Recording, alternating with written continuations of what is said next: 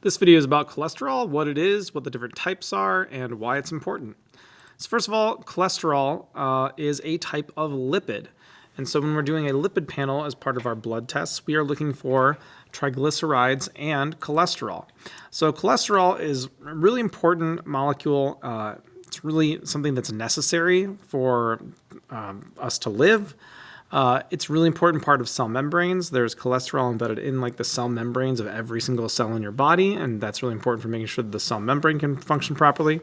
It's also a precursor molecule to steroid hormones. So as you see in the images over here on the right side, cholesterol, actually your body modifies cholesterol in order to produce testosterone and estrogen, which are obviously really important hormones, really important sex hormones, really important hormones for puberty and for the proper functioning of the reproductive system and a whole host of other things. And you can actually see the really similar structure between those. So this is cholesterol. It has this chain coming off the end. If you swap that chain out and swap this OH out, you get testosterone. And if you just swap the chain out, you get estrogen as well. So these are very similar to each other. There's a few different little differences between like how many hydrogens there are in different places, but the basic ring structure is the same between cholesterol, testosterone, and estrogen. It's also a precursor to vitamin D. So your skin actually produces vitamin D when it's exposed to sunlight. You have to get enough sunlight to make enough vitamin D. And once again, the way that your body makes vitamin D is it modifies cholesterol into vitamin D. It also is used in production of bile acids to help you absorb and digest fats, and it's required for proper brain function. You need cholesterol for your brain to work correctly. So cholesterol is a really important thing, really important molecule for your body, for your cells to function properly. But there can be problems if we have too much cholesterol, or also, as we're going to see, not enough of certain types of cholesterol. So the two main types of cholesterol are known as LDL and HDL. And when you actually get a lipid panel done, you're going to get those results. You're going to be given a breakdown between like, this is how much LDL cholesterol you have versus this is how much HDL cholesterol we have. So LDL and HDL cholesterol are not just cholesterol. They're actually these like protein complexes that help transport cholesterol around the body via the bloodstream. So that's a combination of phospholipids, triglycerides, proteins, and then also cholesterol. LDL, which stands for low-density lipoprotein, that's what the LDL stands for, low-density lipoprotein, is often called bad cholesterol, and so you can see it here with like the devil horns or whatever. And HDL, or high-density lipoprotein, is often called good cholesterol. But in reality, your body needs both of them. They're often called that because when people are concerned about their cholesterol levels, they often have too much LDL and not enough HDL. And so you actually want more HDL in general in your bloodstream and less LDL in your bloodstream. That's really why that's sometimes called good or bad. So let's take a look at LDL, or low density lipoprotein, which is the lipoprotein here on the right. So LDL is larger in size than HDL, and it has proportionally more cholesterol than protein compared to HDL. So in these diagrams here, the little yellow things here, that is cholesterol. So you can see that in LDL, there's a lot of cholesterol. There's a decent number of triglycerides as well.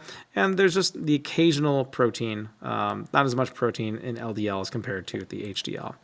Once again, called bad cholesterol because you don't want too much of it. If you do have too much LDL cholesterol in your bloodstream, that winds up getting deposited into the walls of the blood vessels, can form plaques.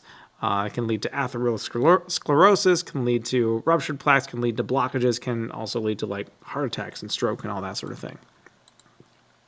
But in reality, LDL is necessary. You can't have zero LDL in your bloodstream. That would be very bad because LDL is the lipoprotein complex that actually transports cholesterol to your cells. And as we talked about already, your cells do need cholesterol. So you do need LDL. You just don't want too much of it. So you want generally less than 100 milligrams per deciliter. So you want that number to be under 100 when you get those LDL results from a lipid panel. HDL, in contrast, or high-density lipoprotein, of course, has more protein, as we already talked about, right, compared to LDL. Called good cholesterol because you want to have higher levels of that. And the main reason is that HDL is actually how the body removes excess cholesterol from the bloodstream and takes it back to the liver, where the liver can process it and break it down and convert it into other things like bile acids that assist in digestion. And so your optimal HDL concentration is actually greater than 60 milligrams per deciliter. But over 40 is considered fine, normal, but over 60 is even better. So that LDL you want under 100, HDL you want above 60. All right, so don't worry about this too much. This is kind of complex looking. I'm going to talk about this diagram down here, but this is all about how your body maintains homeostasis of cholesterol. So your liver actually produces cholesterol, and even if you didn't eat any cholesterol in your diet, if you avoided foods or had cholesterol in them, your body can still make its own cholesterol. Your liver is perfectly capable of making all the cholesterol that you need. So the liver produces cholesterol, bundles it into those LDL complexes, and sends that out to the cells via the bloodstream. And so you can see that happening here with the pink arrow coming out. That's that VLDL. And there's a whole bunch of different stuff that produces either different types of LDL. VLDL is actually very low density lipoprotein. There's a complex series of like things that happen to it. But your liver actually produces LDL, and it also produces HDL too. And so HDL's job is to remove excess cholesterol from cells. So your liver is very highly involved in maintaining homeostasis of your cholesterol. Make sure you've got enough HDL. Make sure you don't have too much LDL or too much HDL, etc. And so that HDL is going to return excess cholesterol from the bloodstream, and then that's where the liver is going to break that down. So there's a whole sequence of different things here that are happening, especially with the liver, to make sure that cholesterol levels are in the right places. But oftentimes people have cholesterol levels that are not in healthy ranges, and mostly that has to do with diet. So like I said before, your liver makes all the cholesterol that you need. You don't have to consume cholesterol as part of your diet in order to get enough of it. But there is more cholesterol often, especially from foods derived from animals. So meat, poultry, dairy products, anything that's high in saturated fat or trans fat, these actually cause the liver to make more cholesterol than it otherwise would. So the more greasy, fatty, foods that you consume, especially animal products, saturated fats, the higher those cholesterol numbers, especially those LDL cholesterol numbers, the bad cholesterol that you're going to have. There are also some other tropical oils, such as palm and coconut oil, can also trigger the liver to produce excess cholesterol. So it's not just fatty, greasy, fast food stuff. There's some other things that can do that as well. They can result in higher LDL numbers, especially. Eating less of those is generally going to be better for your cholesterol numbers. There's also a number you're often going to see in lipid panels called total cholesterol. So you get, like, if you actually have your blood tested and go and have your lipid panel done, you get an LDL number, you get an HDL number, you also get a total cholesterol number in addition to triglycerides. Now, total cholesterol is not just LDL plus HDL. It also takes into account the amount of triglycerides in your bloodstream, which are like fats and oils, that kind of stuff. The stuff that makes up fat and oil, those are triglycerides. Basically, just fat that's dissolved in the bloodstream as well. And so the way that your total cholesterol results are actually calculated is LDL plus HDL plus triglyceride amount divided by 5. So those triglycerides are taken into account there in your total cholesterol numbers as well. So let's take a look at where we want these numbers to be, at least in adults. So the healthy range for all of these is you want your HDL to be above 40, but above 60 is even better. You want your LDL or low density lipoprotein numbers to be under 100. Triglycerides, I got a little mistake here with my S. Please ignore that. Under 150, and your total cholesterol under 200.